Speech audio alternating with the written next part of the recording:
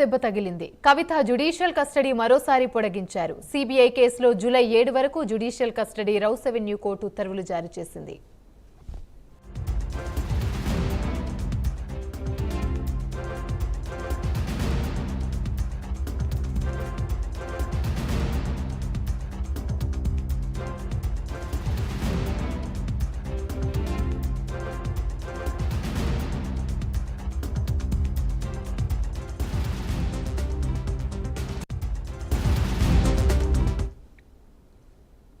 MLC కవితకు కోర్టులో ఎదురుదెబ్బ తగిలింది. కవిత జ్యుడిషియల్ కస్టడీని మరోసారి పొడిగించారు.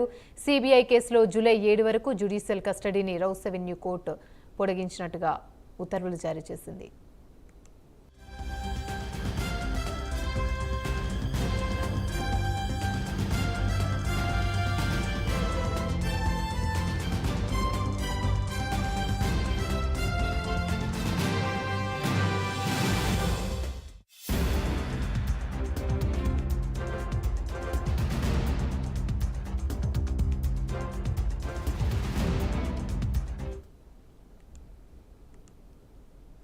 మాజీ స్పీకర్ పోచారం శ్రీనివాస్ రెడ్డి